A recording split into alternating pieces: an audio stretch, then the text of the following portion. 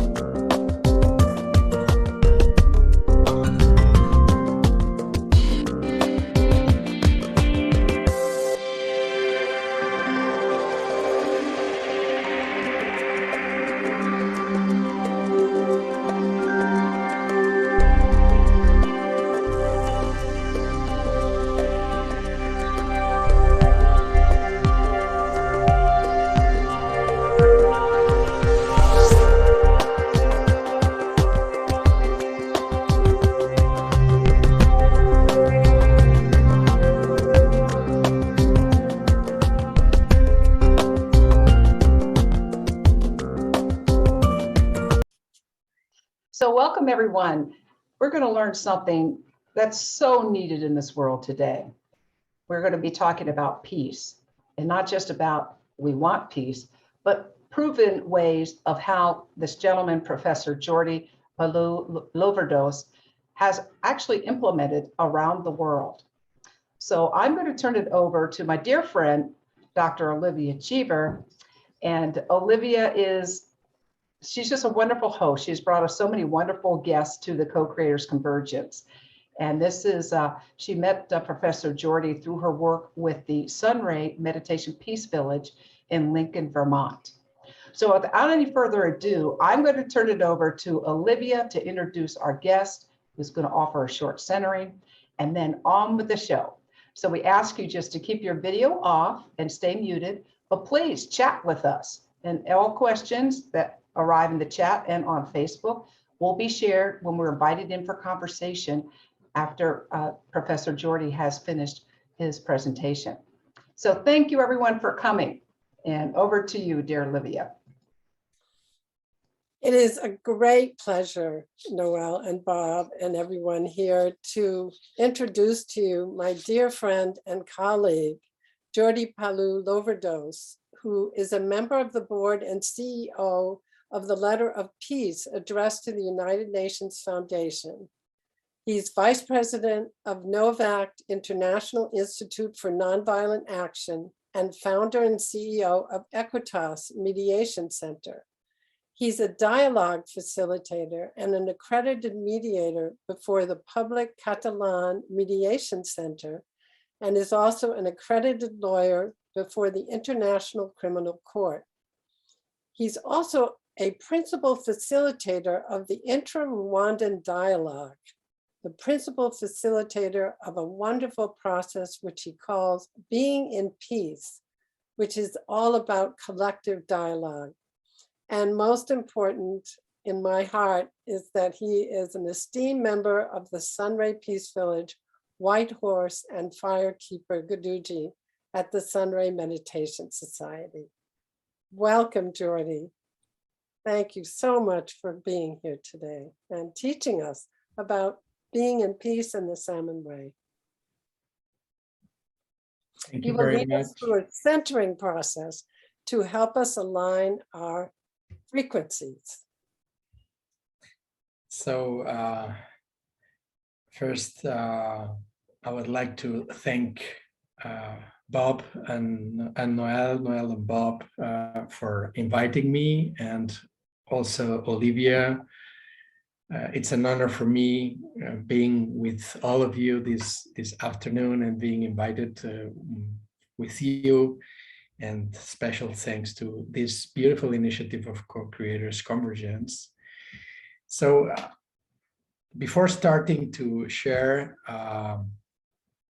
we invite you to do this centering, this focalization, which will lead us to a similar frequency wherever we find ourselves. So I invite you to sit comfortably, but all your body relaxed, letting just go, feeling the weight of the body,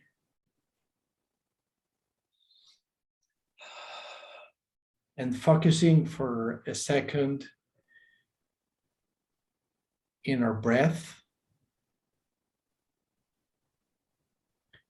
This dance of offering and receiving that we do every single second of our lives, no matter if we are awake or we are dreaming or we are doing activities or we are just relaxing. But this dance of giving and receiving, exhaling and inhaling, is the dance of the life that connects us with the present, with the now.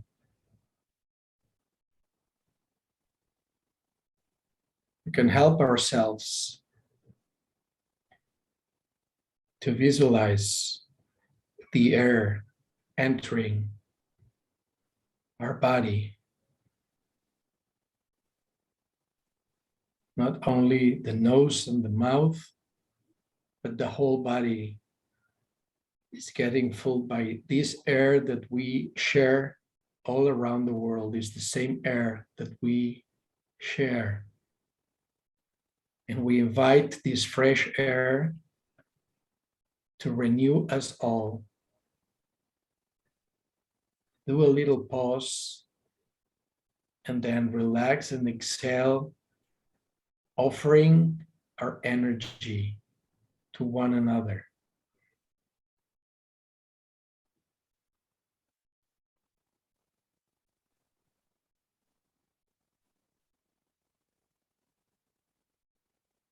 When we do that,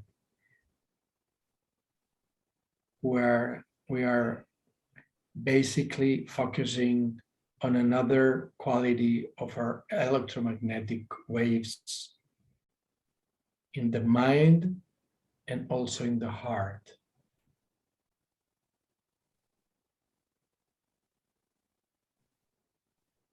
And this dance of the breath renews the energy of the heart, which expands our blood, oxygen, and energy all within in our body, all the atoms and cells and organs and systems of our body and our whole being.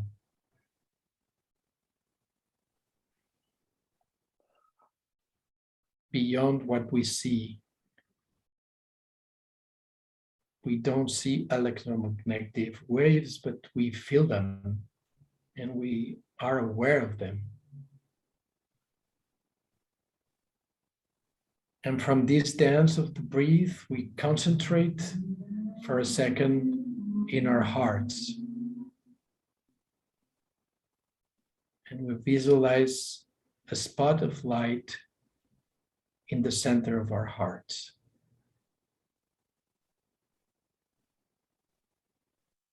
The spot of light receiving and giving pure energy. that expands in all directions.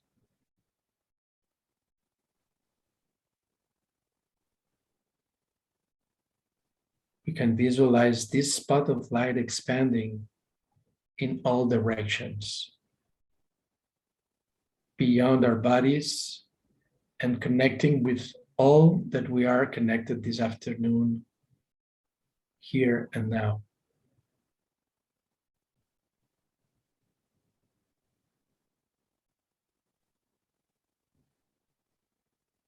And from this collective heart that we are co-creating, we can visualize the spiral, the colored spiral of co-creators' convergence going around the world, emerging from this center of collective heart that we are co-creating right now. And we see the spiral, the colored spiral, going in all directions from this center of the heart, of collective heart, which unites all our individual hearts.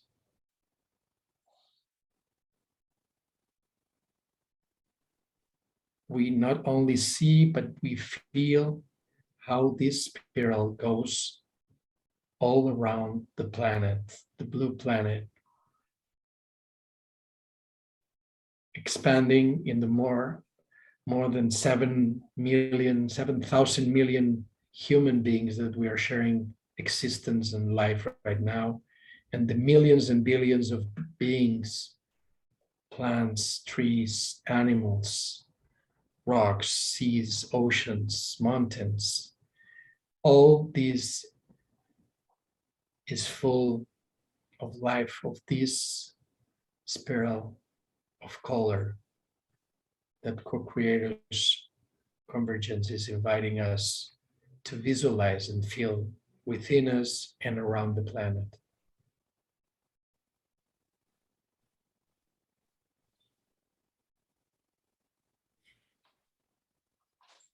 And we continue to be connected, but we end this centering with 3 rounds of deep breath of this dance of offering, giving, and receiving pure energy.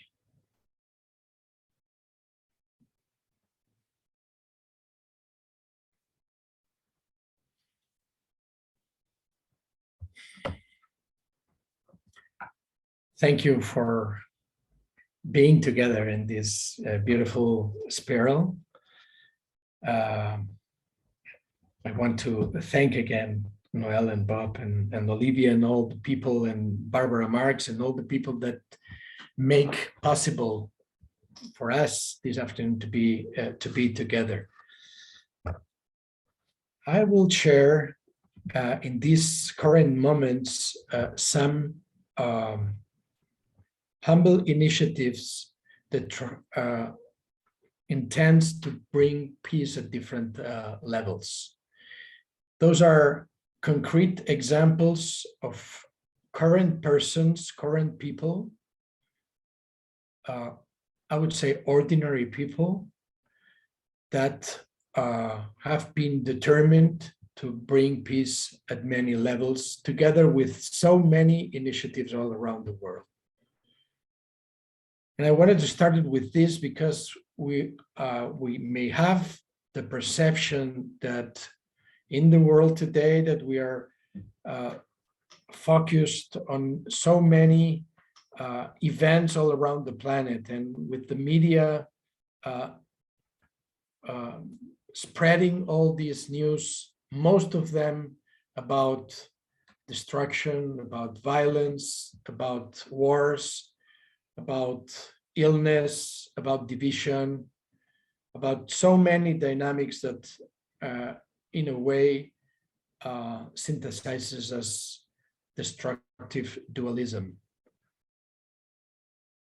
This is, of course, it is not that this is real, of course, it is somehow happening in the world in our closer world and all around the world. But it is also real, and I would say more powerful, that there are so many people, so many collectives that are working for peace, that are committed to bring harmony within themselves and with family, neighborhoods, even people that, as Venerable Dahani says, sometimes, and the Native American says about those who cry beyond the horizon. So what does it mean to talk about the way of the salmon and these initiatives of peace?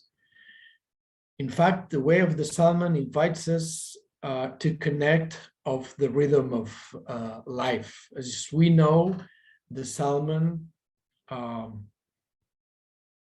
creates a circular trip, a circular journey from the pristine waters at the origin of the river. The salmon needs to learn and to apprehend knowledge and experience to descend the river, which is not easy. And in current times, it's more difficult than before, probably because of the speed of the river and the waters. They're going very, very quick. And in that times, probably technology and all these systems accelerate so much the movement of the waters. So it's not easy for us now to assimilate and to learn to descend the waters.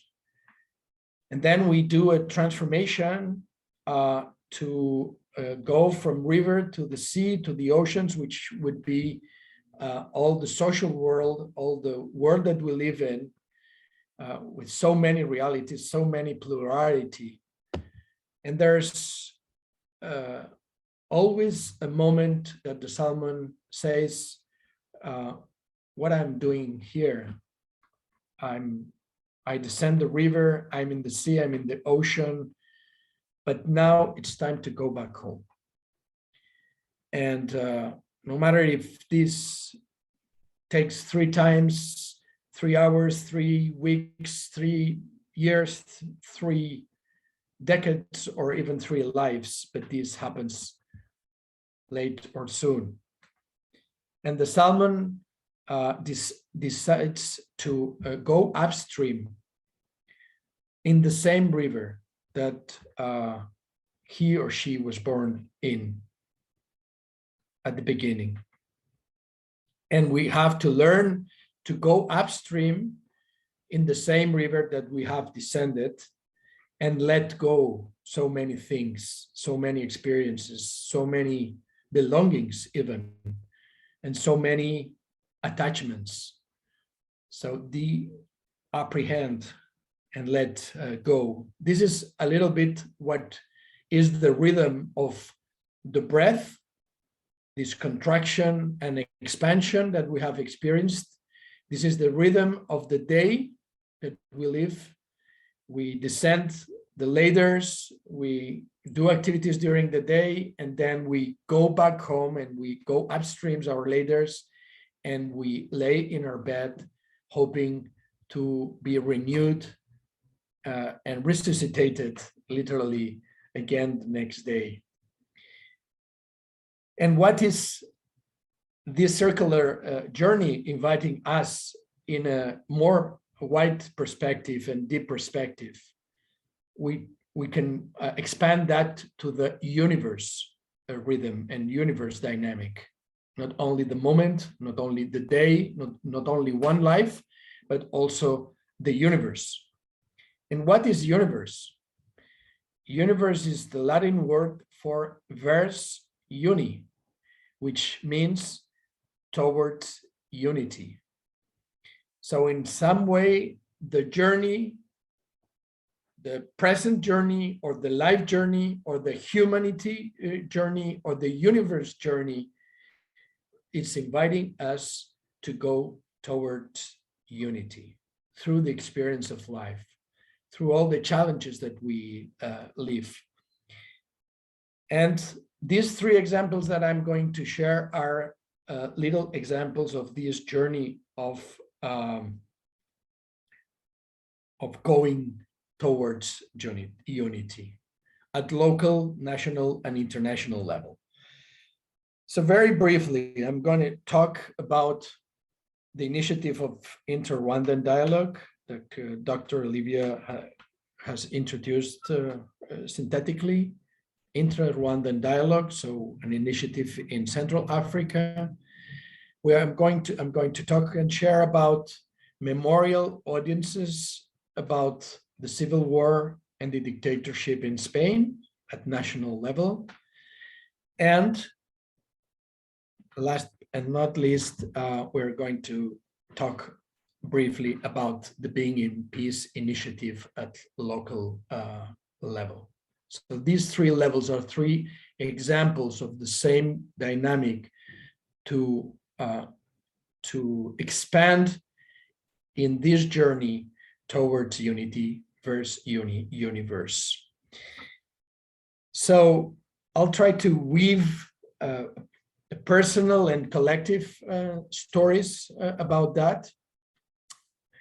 How is it that a young Barcelonian and Catalan in Europe gets in touch with Rwandan people and the Rwandan conflict?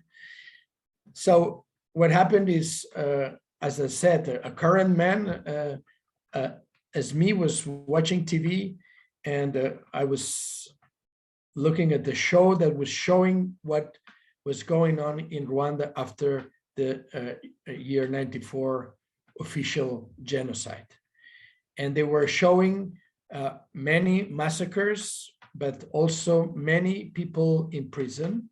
And at the end of this show, it was said, there are many people in prison, they don't have lawyers, and they're waiting for the trial. And with this sensation of what can I do in this complex situation with thousands, millions of thousands in plural of people being killed in the years 90s, what can I do here? In fact, I went to the lawyer's bar and I offered myself to go there. Life is so intelligent that to be very synthetical, the answer was no. At the end of the process, you cannot go there. We have full of people to go there. So the answer is no.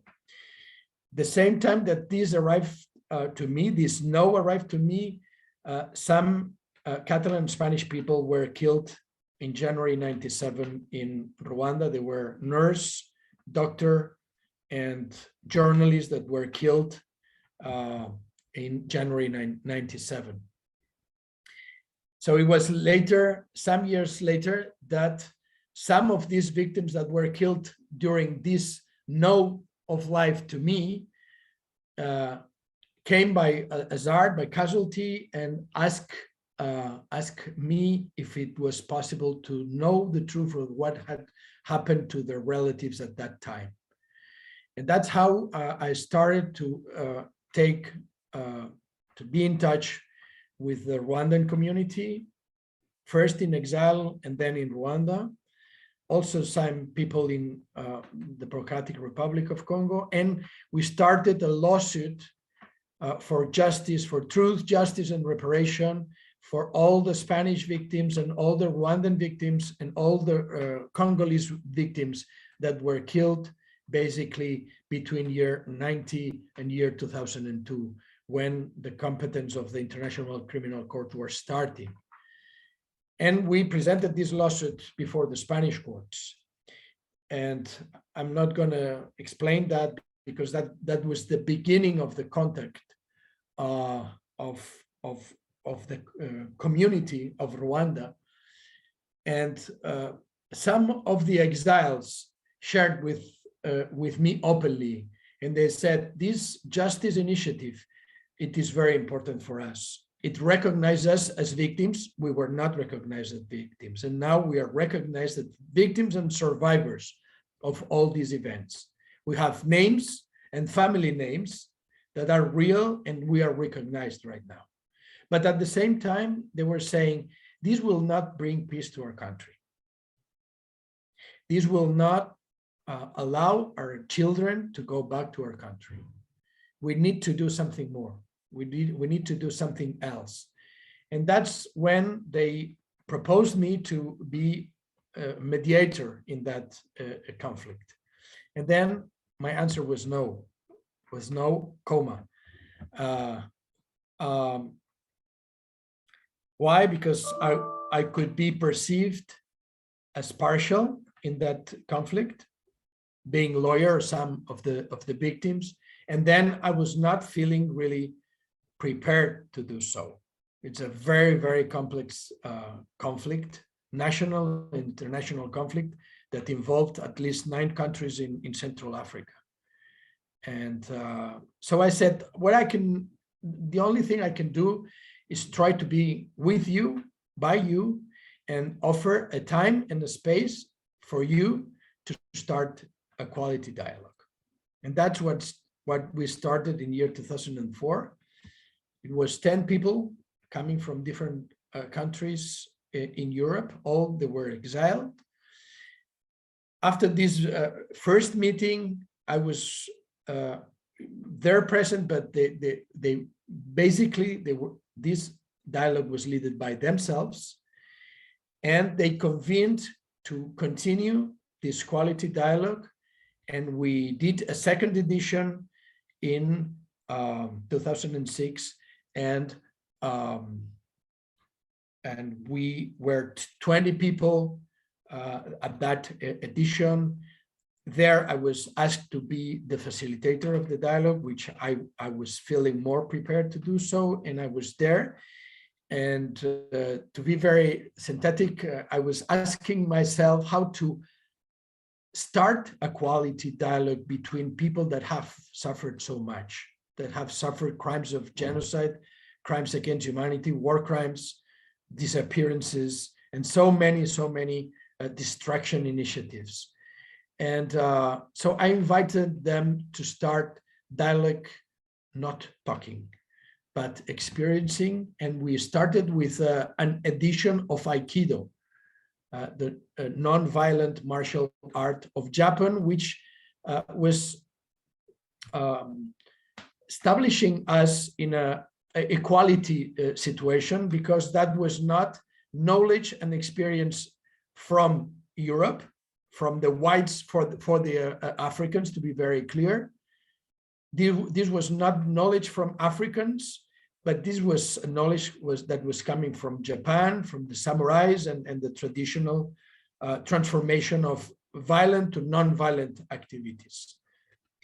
And so something that started very little, it go and expanded in many directions. And we had in this 6-7 year quality dialogue, 2 former prime ministers of Rwanda, former ministers, former ambassadors, former soldiers from 2 different armies, activists, peacemakers from different parts of Rwanda, inside Rwanda and outside Rwanda.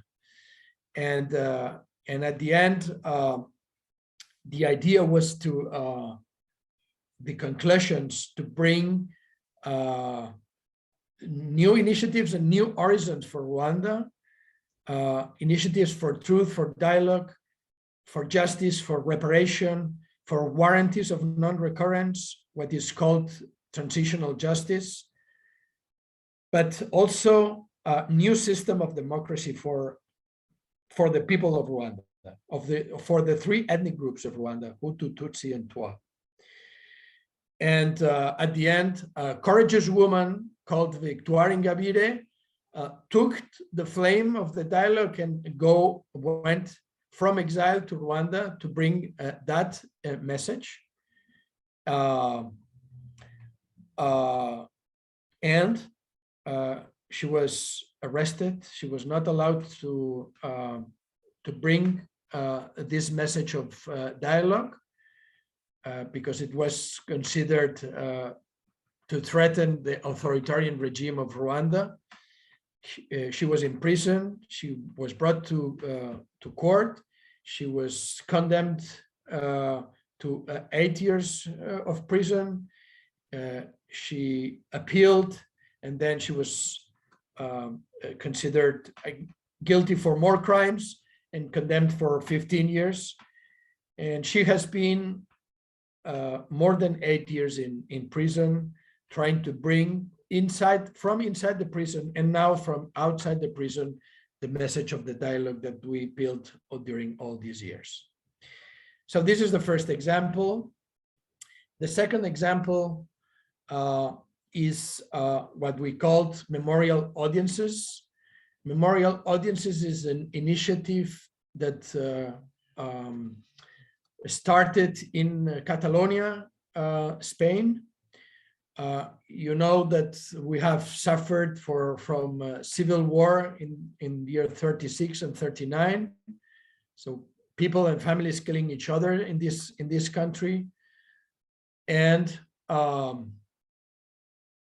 then we had a long dictatorship with General Franco, with a lot of repression against people and against Republican people and democratic people, and basically progressive people all around the country. What happened is that we had transition to democracy in our country, but there was not, there was let's say, a proposal of transition that was the oblivion of all this situation. And at least 4 generations have suffered from that without having the opportunity to face this collective trauma. We talk about collective trauma. As we talk about collective trauma, what we have lived for the pandemic of COVID, this is a global trauma, collective trauma, but this is also collective trauma. So we try to bring the opportunity, knowing that this collective trauma was still affecting at least these 4 generations, to again generate the space and the time for the people to talk openly in the same places that they were living, little towns in Catalonia, to talk openly of what they have suffered, and this capacity of individual and collective resilience that was silenced for political interests during our transition for democracy, thinking that that was a risk that going back would again reopen the wounds of the war and the dictatorship. But in fact, there was a big tension of this silence that was imposed to the people. So we invited, and we have done that from 2015 till this month of April, different memorial audiences in different towns of Catalonia, inviting the people of these 4 generations to share their stories in their lives, how their families and relatives were killed, how their relatives went to exile, how they were subjected to military courts, and then some of them executed, some of the belongings taken away, money, buildings, documents, whatever, how many children were kept away from their families, many initiatives and many situations that were silenced during all these times. And we invite at the same time to the institutional authorities, public authorities, national and local authorities, to recognize that this has taken place in that time and that place, and that we recognize that this has taken place, so that this recognition by the people, but also by the democratic institutions, gives some sort of reparation of the social tissue, of the social fabric that was damaged many years ago and still was affected by all these facts. Many of them explained about how this affected their lives, their communication with their parents and their communication with their lives. Some of them, they ask for pardon of what their grandfathers or grandmothers had made to neighbors in the city, and some embraced themselves in public, recognizing that the third generation, for instance, in San Juan de Vilatorrada, which is a little town, it happened like that. And in fact, the grandson of the perpetrator was at that time the counselor of the city of culture, and recognized that his grandfather had killed a grandfather of another person in town, and he asked publicly for pardon for that, even though he had no responsibility on that. And at the same time, he said, yes, my grandfather was responsible of that, and that was terrible for some people, but this also caused consequences to me, because my grandmother had to exercise prostitution to survive after what happened to my grandfather, who was also killed after he was killing the other people. So many experiences that gave us also the great capacity of resilience of the people, and the empathy and compassion about of what was living and still suffering these different generations. In fact, our last memorial audiences we had, imagine how we are in year 2022, and in that little town, the first, second, and third generation said that the ones who were so sensible and open in this little town that they were not prepared to talk in public. It was the fourth generation that stepped up and said, we're ready to share. And in fact, it was the great-grandsons and great-granddaughters who had the courage to share after a research in their families and do this exercise, public exercise of mutual compassion about this collective trauma, in that case in Olesa. And I'll finish with the third example, with the being in peace example. And very shortly, I will explain a little bit the context. Here, this is, let's say, a quite local conflict, but was also affecting many people. Maybe some of you have seen some images of year 2014 and 2017 in Catalonia, where there were big peaceful demonstrations asking for a public referendum about the relation between Catalonia and Spain. We have to say that this is a very long relation between two peoples that have a long history. We have common cultures, but we have common history, but at the same time, we have also different languages and different cultures and different laws and different traditions. And this is, again, an expression of plurality. So there was this social conflict about a structural transformation that from Catalonia we tried to bring to Spain, to say, hey, we want to have a different relation between our peoples. And the Constitutional Court didn't, I'm very simple and very synthetical, didn't accept part of this proposal.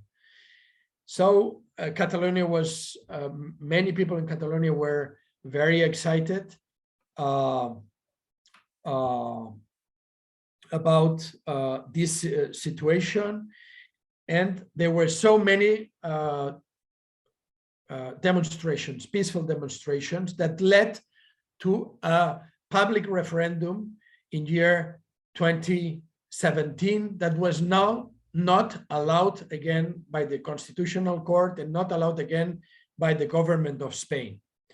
But the government of Catalonia decided to bring that referendum out, even though it was not recognized, and almost 3 million people went to vote out of 7 million people in Catalonia.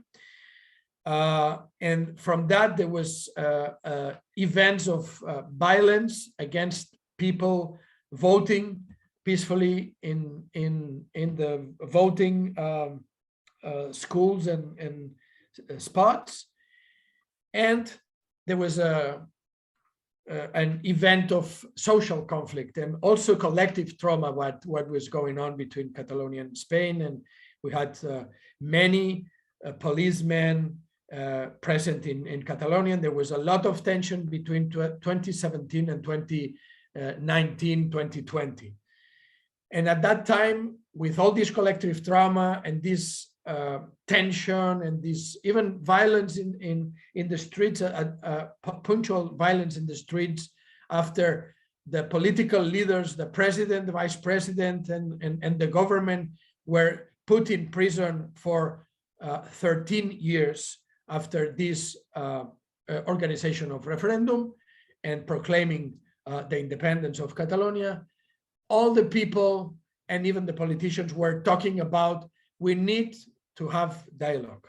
We need to manage a dialogue in this situation.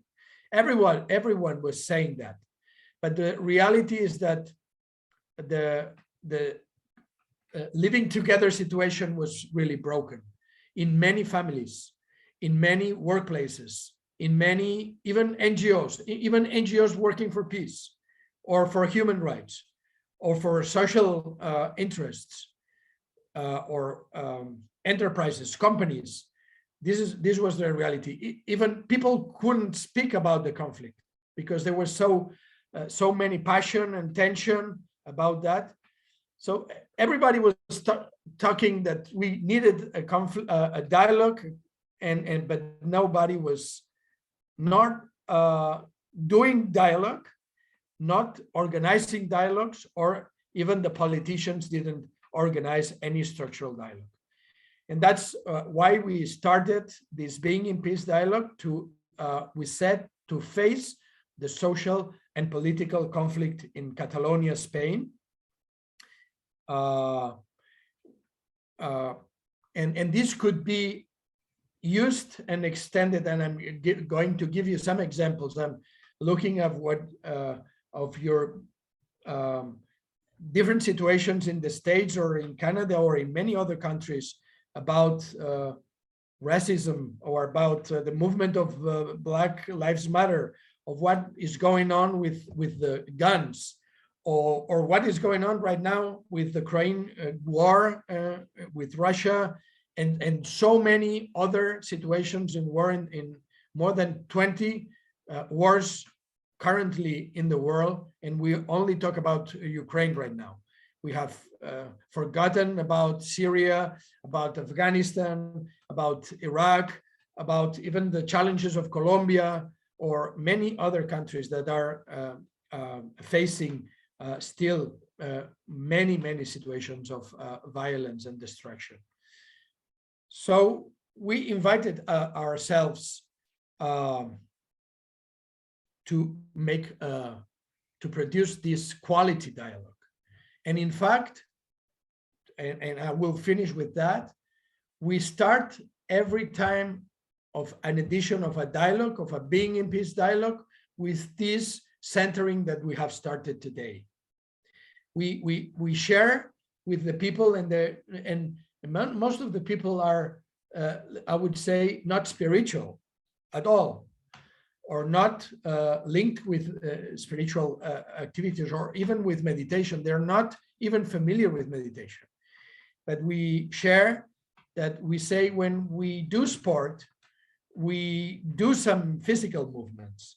We hit ourselves, we prepare ourselves, we prepare our body to make that movement and to be prepared for that movement. So we invite people. We are going to do mental and emotional movement with the dialogue. So we need to be prepared for that. We need to bring a special vibration so that the connection that we do, even though we think differently, we feel differently, we have different perceptions, but we can at least understand each other. We can be synchronized in the same way. So that's why we start with this centering exercise. The second phase of this Being in Peace dialogue, we invite people to express themselves not only in ideology, and this could be used in many other situations, as I gave you the example, not only ideology, because these are only thoughts, which is part of our experience, but we have more than thoughts in our vital experience. We invite people to share the vital experience linked with the social and political conflict in Catalonia, Spain. Also feelings, also emotions, also vital experiences that we have felt that will allow us to understand what you are sharing. And we invite to do that considering the nonviolent communication principles. So we invite people, for instance, to talk from the own perspective, and to go again to the own perspective, even when another person talks and gives her or his vital experience. And at the end, the third phase of the Being in Peace, we try to connect circularly of how we have started with the centering. And we invite, and this is inspired by Venerable Dahani Iwahu and what many Native American people and traditional peoples all around the world have done with what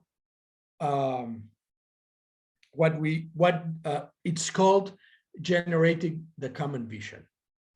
And what we do, we invite ourselves to collect all what has been shared and to generate a common vision, a common visualization of harmony among the differences, among the plurality, and try to bring together the connections, even the negative connections that we have found, to recognize these connections and to generate a vision, a common vision of peace, of harmony, of living together, of vers uni, of going towards unity.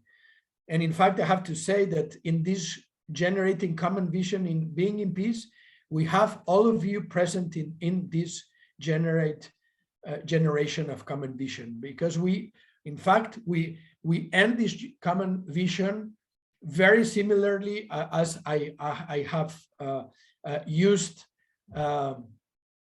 the logo of Co-Creators Convergence, this beautiful colored spiral expanding all around the world. So we included all of you in this general vision, general common vision that was created, that is nourished every month. Every month we sit we do these 3 phases. We produce this dialogue of quality, and we end with this powerful common vision, common visualization, co-creation of this convergence that we're trying to bring this universe. And I finish with these words, these 3 examples. In fact,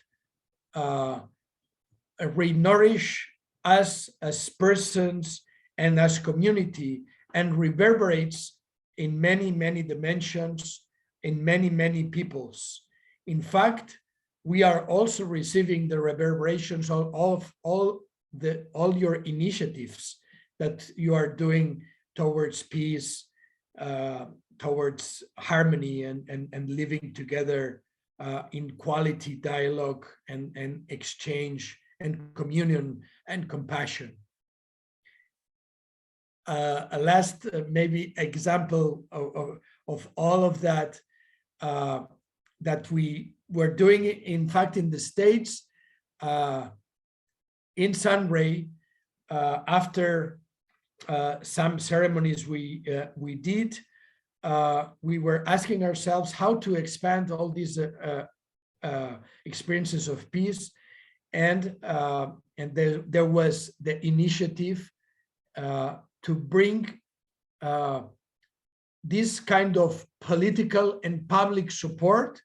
In that case, it was the Senate of Vermont that passed a resolution, an unanimous resolution in support of the inter-Rwandan dialogue. And this resolution that you can make the consultation and you will find it. It's a resolution of year 2010, names Venerable Dahani-Wahu, this great peacekeeper and leader of Salmon Way Peace Village, names Dr. Louis Diamond, a well-known peacekeeper, which was based for many years in Washington, giving so many initiatives of peace all around the world, in Israel, in Palestine, in many countries around the world. And it's also very, very powerful to see that an initiative that was taking place in Rwanda, that was facilitated in Catalonia, was landing in Vermont and was receiving the support of the people of Vermont, United States of America, through the Senate, to give support to the Rwandan people in a circular way, as the Salmon Way does. So I thank you very much for your dedication, your attention, and I'm here to share whatever you might find interesting. You can make your thoughts, your questions in direct or through the chat, and I'll be glad to be with you and to continue to share. Thank you very much. Thank you so much. Let's breathe and let it fall in the space. Let the space be the shock absorber.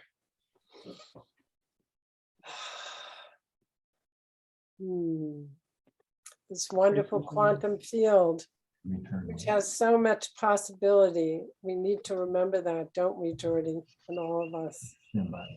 Yeah. I think it's so synchronistic today that as you're sharing about these horrible things that human beings do to each other, you know, at the same time, we have a wonderful event happening where the Ramaho Lenape are being given back acres of their land that was taken away from them. And so there's a celebration right after this meeting that we're in right now, this wonderful conversation, where Chief Dwayne Perry and Al Stephen Smith are going to share a deed representing 65 acres of land that was taken in the 1700s and is being returned to the Ramapo Lenape people in the state of New York. Mm. So there is a private ceremony that's going to be honoring this at 1:30 p.m. right as we are ending, so we can send our energy, our Exactly. frequency of peace and harmony and justice and joy and all of that to this gathering. You know, not to deny in any way what the suffering that's happening in the world, but also, as you were saying, Jordi, you were able to do such an amazing thing, starting out with 10 people. Can you talk a little bit more how you spread the word, how you spread this frequency, like the salmon, you know, swimming back to their home upstream, leaping over the dams now, you know, how did you get that word so that more people came to that dialogue in Rwanda? Yeah, in fact, what you were saying about this ceremony that is going to take place, it's a very good example that connects of what we have been sharing. This is, we can ask ourselves, has it sense to do a ceremony like that and to do a movement like that, a collective movement like that, when we're talking about something that happened in the 1700s, so more than 300 years ago.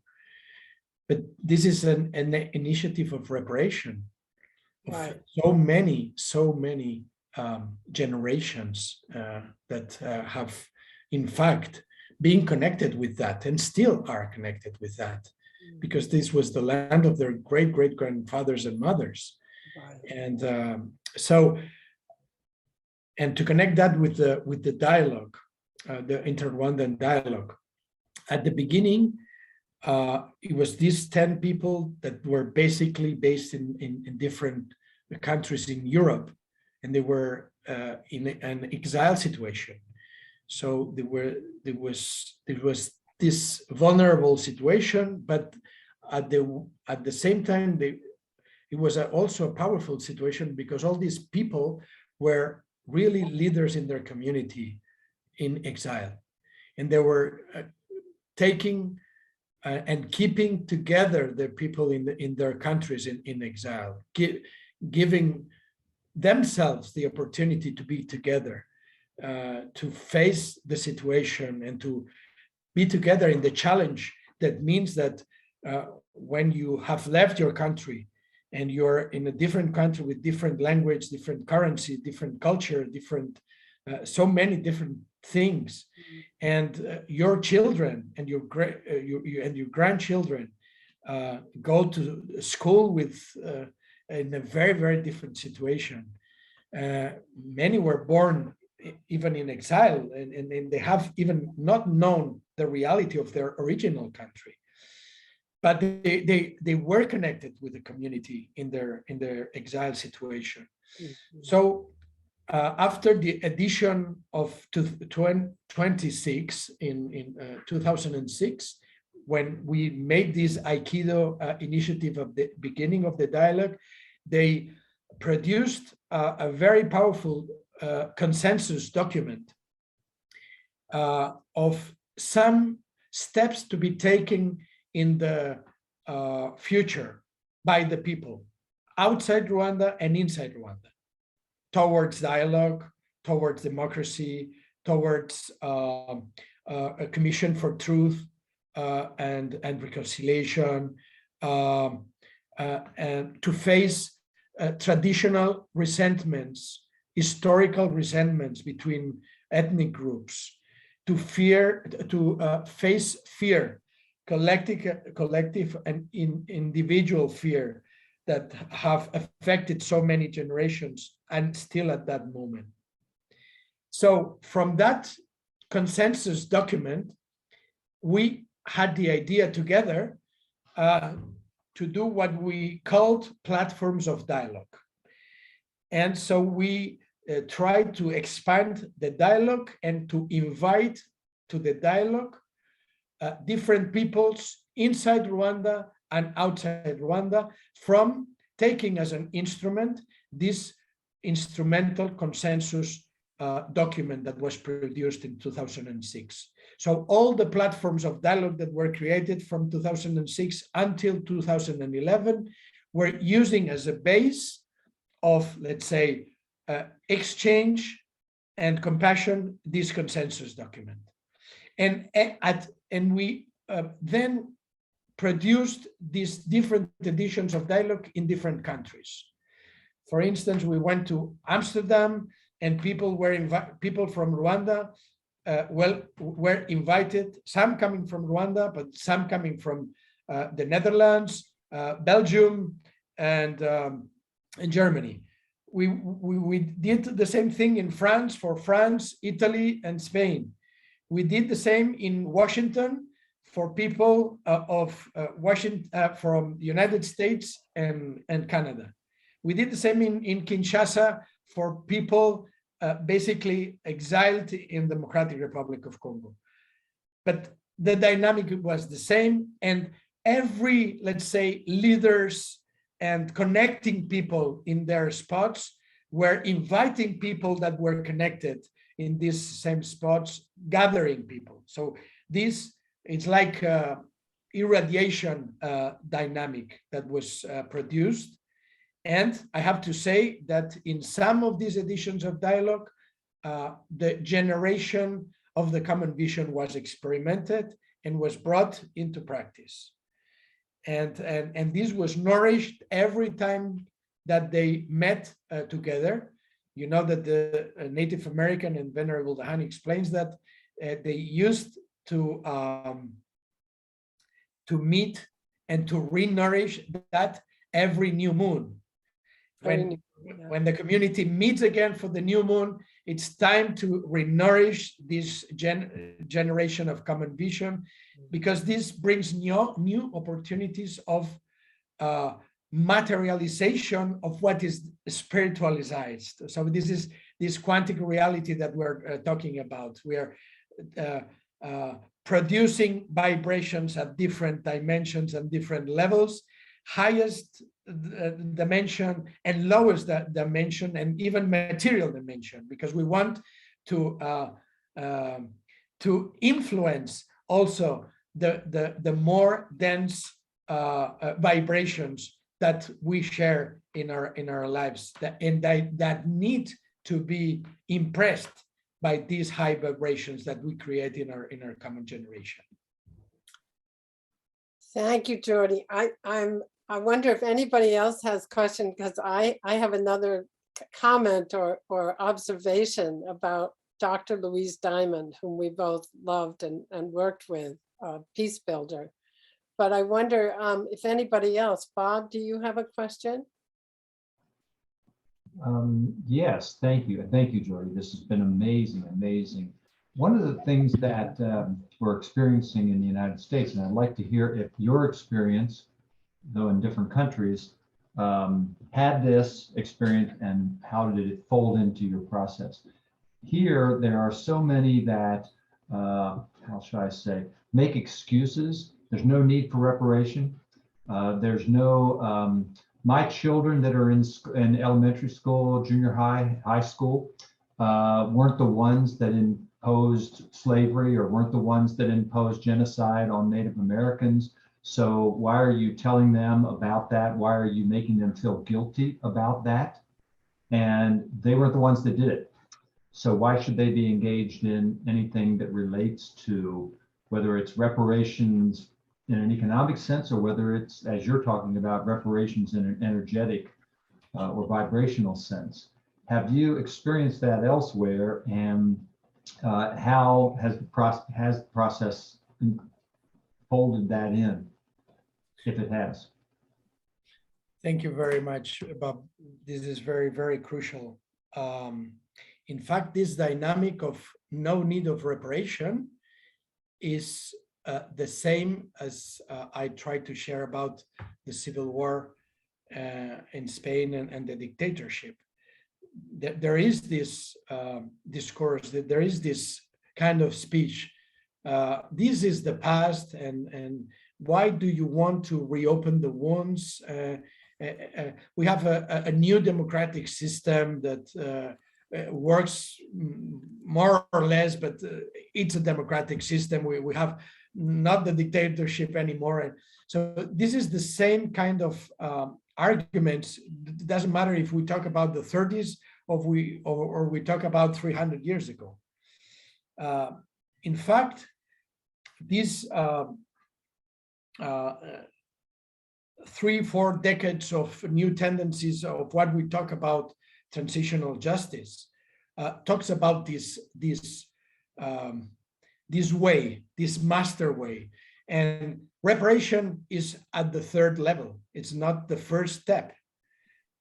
The first step is truth, and we are not prepared to even propose or produce any kind of reparation if we haven't had the opportunity to talk about the truth of what happened, of what how these events affected not only the past generations, but are still affecting the current generations. So, and that's why we talk about audiences. Just listen and give the opportunity to someone to express how this has affected crucially in their lives. And it could be third, fourth, or seventh or 10th generation, and how this has and is affecting.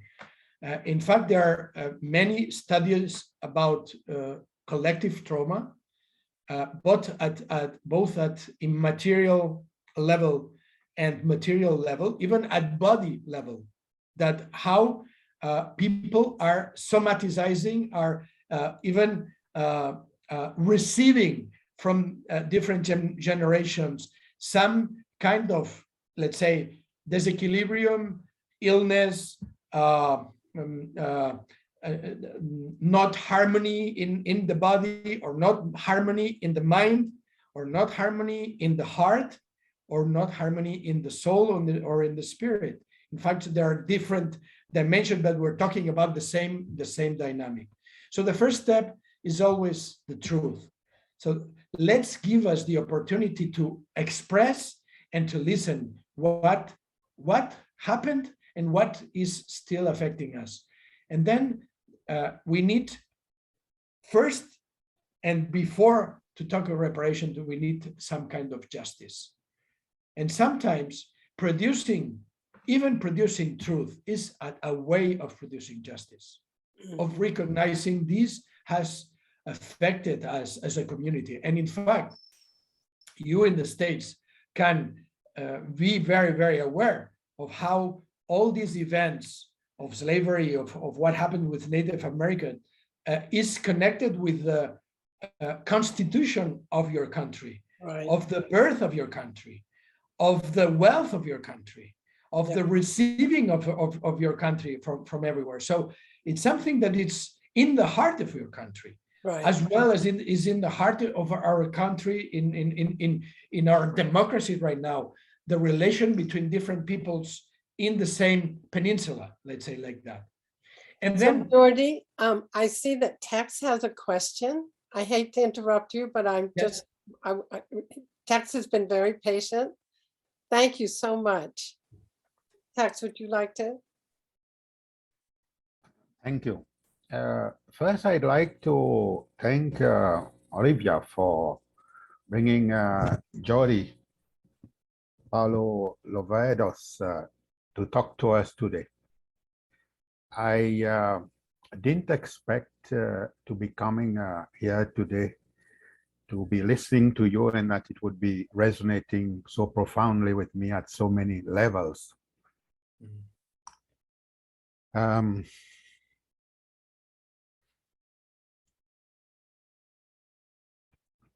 This week, anyway, I'm originally from the Seychelles Islands, and I came out to Quebec in 1988. Just packed the family, the girls came in from school, and we took the plane and left that night. My wife knew a little bit more what was my thinking, and anyway. So essentially, I came out in self-exile. So there's a situation in Seychelles where there was a coup d'etat, one-party state rule for 4 decades. So what you said about Rwanda resonates. What you said about Catalonia resonates, because I'm here in Quebec, and Quebec still has a deputy governor general still representing the Queen of Britain as the head of the state. The state. I mean, Canada has a governor general, but Quebec still has a deputy governor general here. So the French were conquered by the British back in the early 19th century.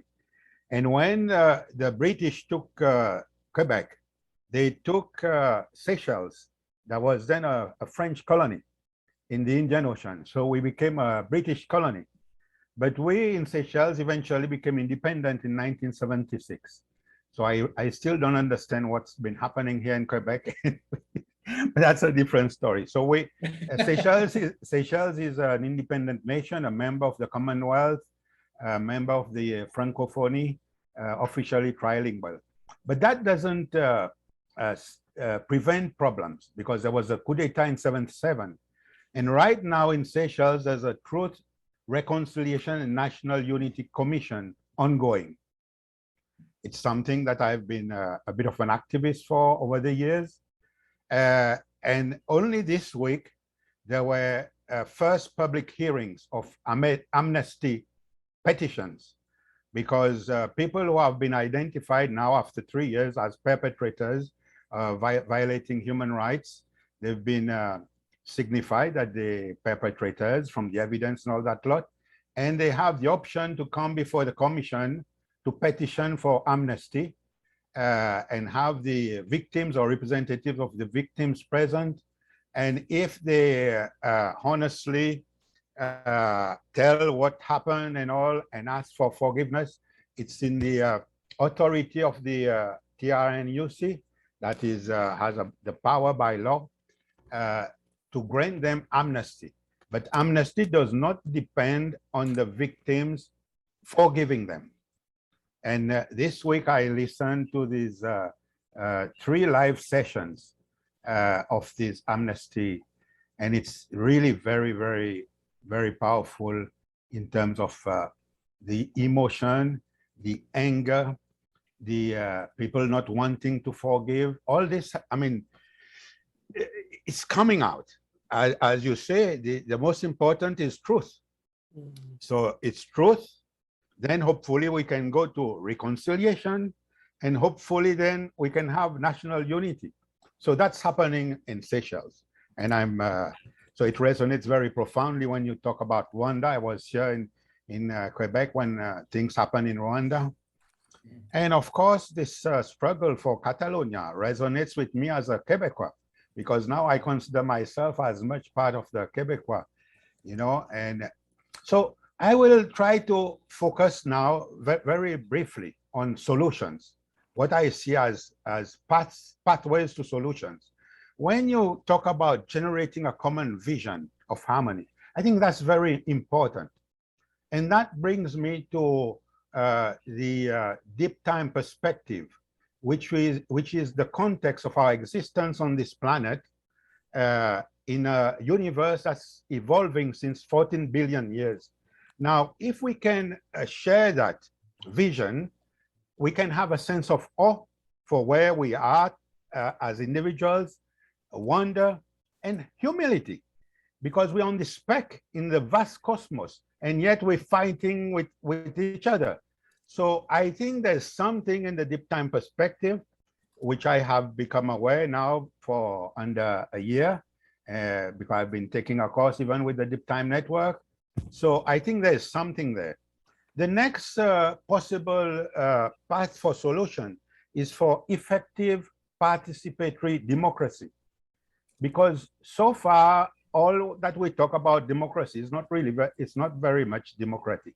So we have to look into some other possibilities.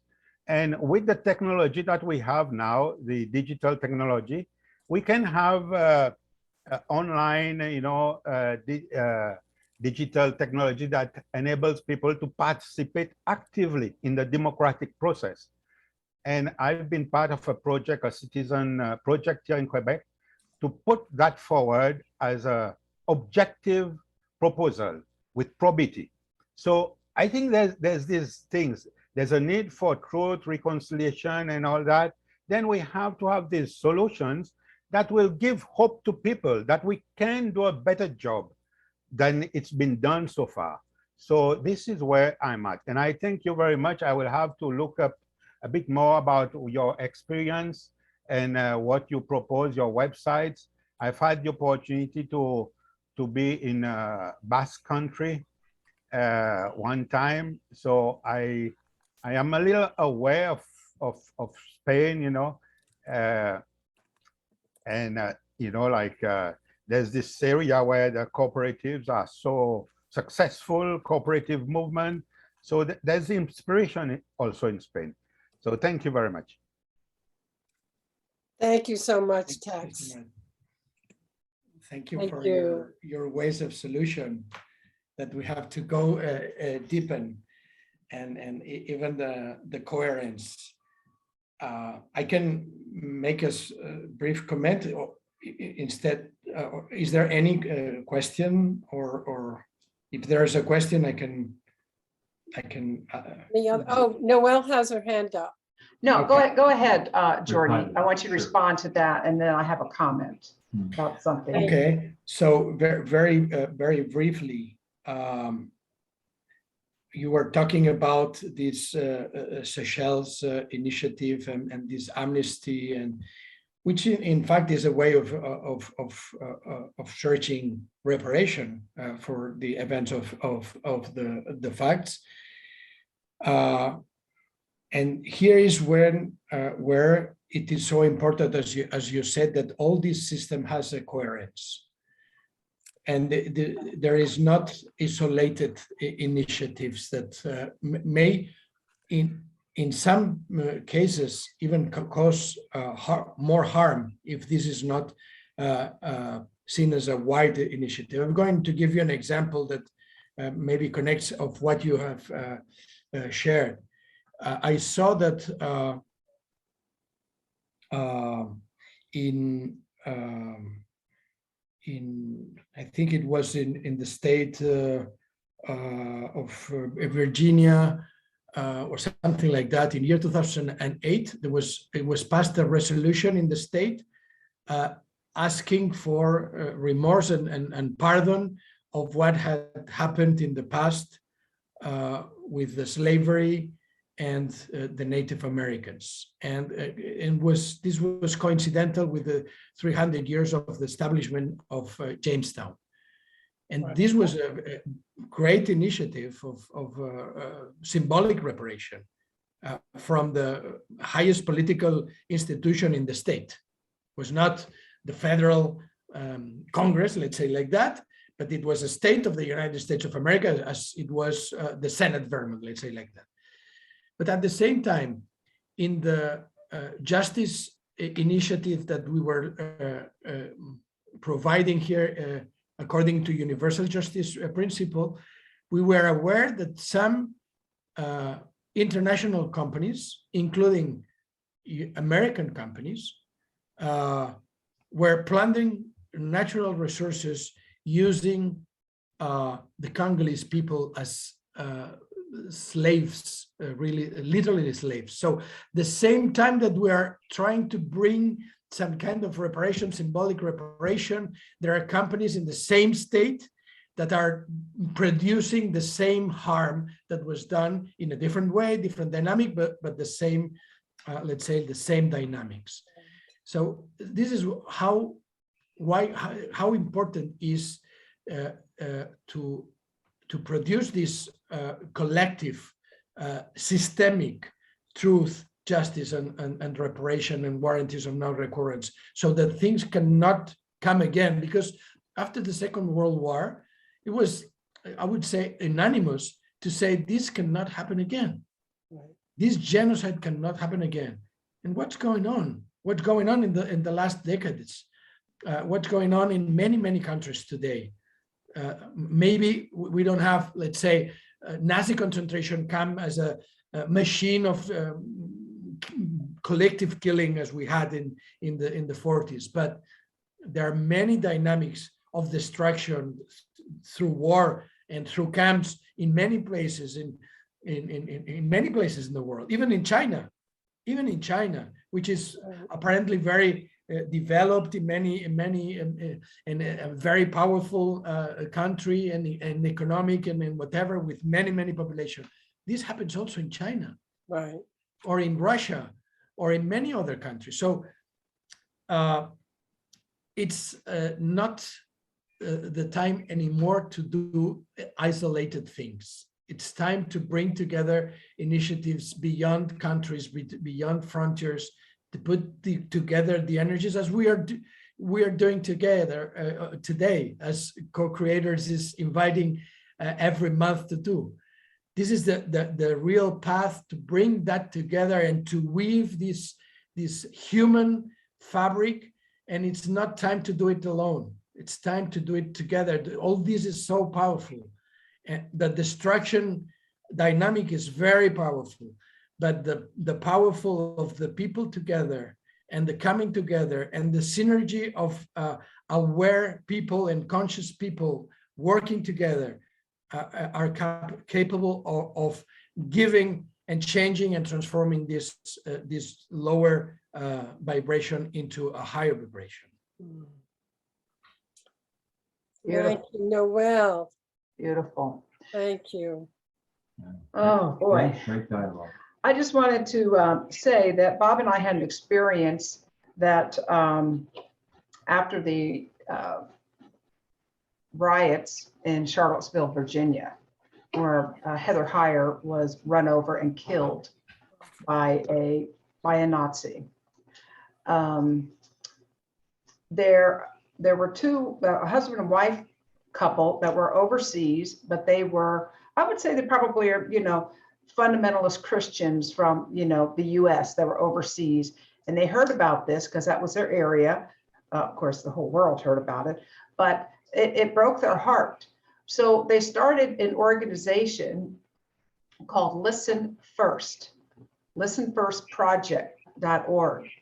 And I had it queued up here. I don't know whether it's still there, but it's there. It's a movement to heal America by bridging divides. 400 plus organizations bringing Americans together across differences. And so it's talks about toxic polarization, the way we demonize each other across differences is a grave threat to our families, communities, and countries. And so, it goes on. And so we found out about this event that they held not even a year after the Charlottesville riot. So we went to Asheville, and they had a beautiful outdoor pavilion. Charlottesville, yeah. They had a beautiful outdoor pavilion. They had international and national speakers from both sides of the alley. We had former Nazi members there. We had Billy Graham's granddaughter, a very fundamentalist person, as well as people that are head of the Democratic Party political scene. And it could have place could have seated 400, 500 people. There were 40 of us. It was an all-day event. It was a 2-day event. Donna Brazil, she was the one who was representing the Democrats. We had CNN commentators. It was a free event. Couldn't get people, even in that city that had been so, I'm gonna say victimized, or couldn't get them to come and listen to each other. So to have talk and to have Aikido and things like that, I just really honor this couple who I would say we politically are very different from, but they have in their heart, let's listen to each other. And that's what's so missing in these, that's why I love doing these conversations. I get to listen and meet and promote good in the world and help that vibration. But I just wanted to mention that organization. They also have a pledge there that you can take. And so, oh, okay. So is that the pledge, dear? No, this is all the organizations. that That's are some of covered. them, because there's 400 of them. That's great. But they have a pledge that you can sign. So I just didn't want to really have a question. I just want to bring it to people's awareness. And if you want to share that, if that's helpful, then I'm complete. Thank you, Bob, for bringing that up. Thank you. And to find it, I think I put the link in the chat, but I want to say it for those who will be picking this up later. It's listenfirstproject.org, listenfirstproject.org. So if that in any way helps anyone with your peacekeeping activities, or you're interested, I bless you. I just wanted to share that. So thank you. Thank you for this marvelous, marvelous time together. Thank you. Thank you, Noel. I want to take just 1 minute, if I might, Jordi, to talk about dear Dr. Reverend Louise, otherwise known as Dr. Fun, who was an esteemed member of our Sunray community. And I had the privilege of studying with her. And she was also in the White Horse Society with Jordi and Irma and Venerable and all that.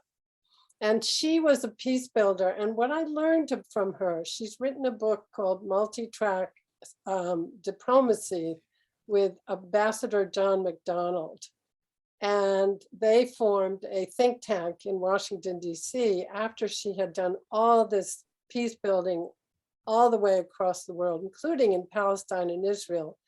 But she told me about how in Cyprus, when they were fighting, the daughters of the leaders got together and had a dinner when they were out of sight of the media. They did all this informal diplomacy. And that's what I want to just bring up here, because what I've learned is that what you're saying about connecting, Jordi, and Venerable the Honey always says this, break bread together. Find your common concerns. Everybody wants fresh water. Everybody wants their family to be safe. Everybody wants to be happy.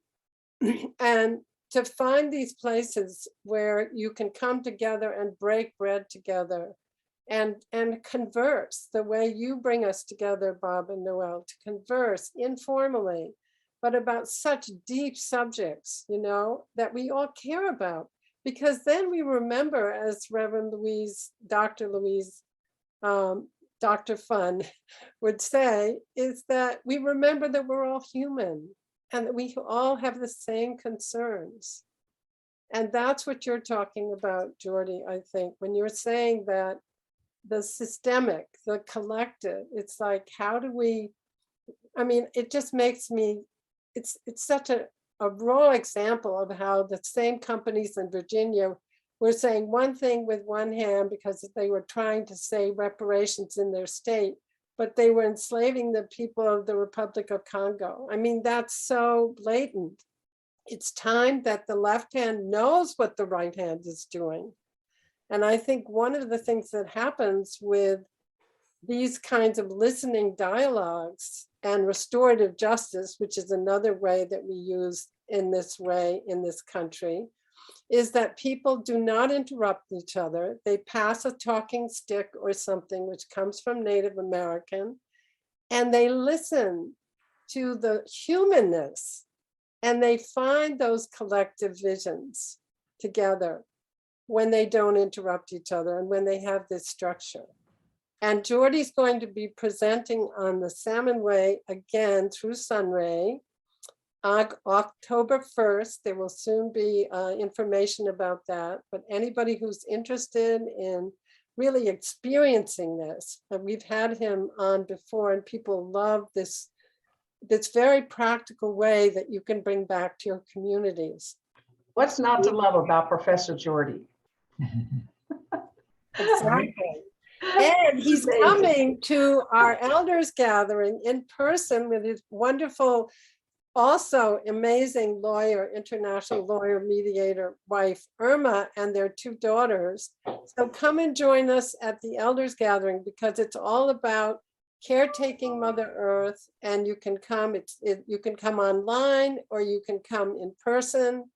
It's by donation. We welcome you to the Peace Village. There's going to be dancing, painting, artistry, music, ceremony, prayers, and scientists from Harvard dialoguing with Native Americans and llamas. And guess what? The scientists know that the Native Americans have always had it right. And they're finally coming to agreeing that. So check out, I put the link in the chat, and please save the chat because there's so much richness. Thank you so much, Tex and Bob and Noel. It's such a joy to be with you. And Jordi, thank you so much, really. I'm glad this will be recorded so people can listen to it at their leisure. Thank you so much. Or as we say in Cherokee, wado.